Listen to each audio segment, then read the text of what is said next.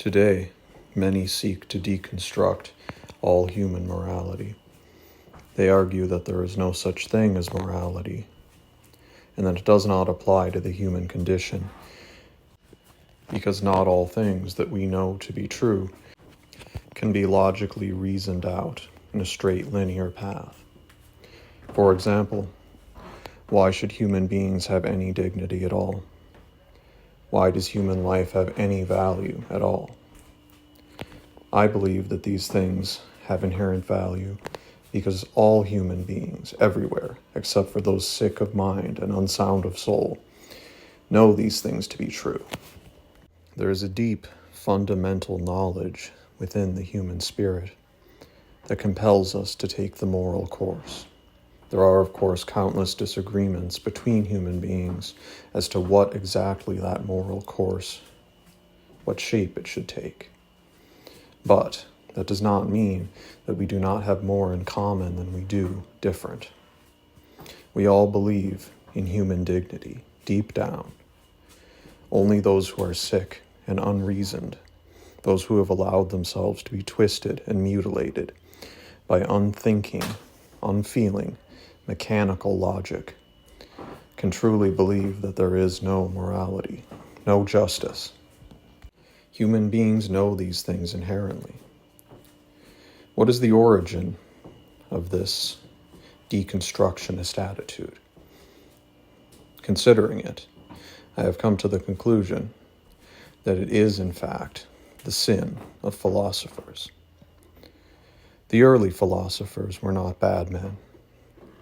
They simply sought to understand life, to reason it out, to consider what made life worth living, what made human beings tick, what made the universe function as it does.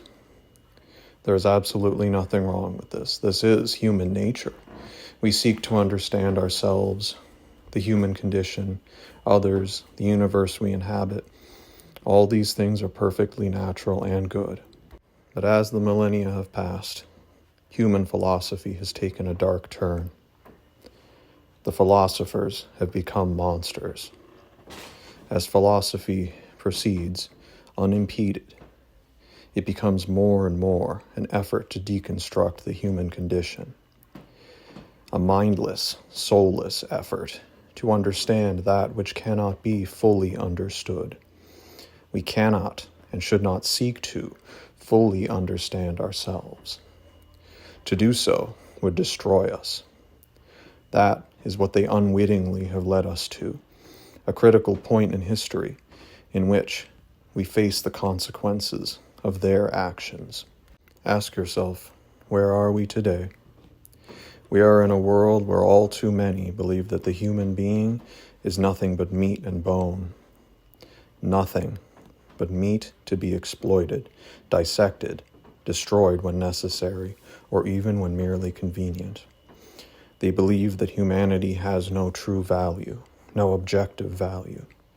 And yet ask yourself, if this were true, then why do all decent human beings know at their core that human life does have value?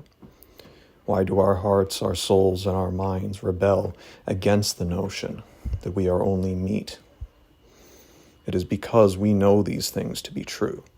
These things come from a deeper source. These things come from the human spirit. Philosophers have led us to this place.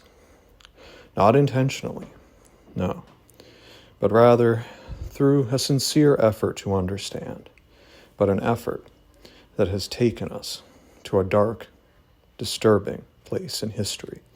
But it is not a place in history that has necessarily doomed us. We can rise above it. We can proceed past this point. We can heal the wounds that philosophers have inflicted upon us. To do this, we must seek to stop the urge to describe, explain, catalog, dissect, and quantify all things. To do so would simply lead us to madness. We are already very nearly at the point of madness as a species, but the good still outnumber the bad. The twisted, damaged, weak, and dare I say evil They are in positions of power, but that does not mean that they can overcome those of us who believe in the decency and the value of human life. If we reject the madness of philosophy, if we seek to live in harmony with the human spirit, rather than dissecting it, brutalizing it, mutilating it, overcomplicating it, we can overcome these twisted, mindless spawn of philosophy.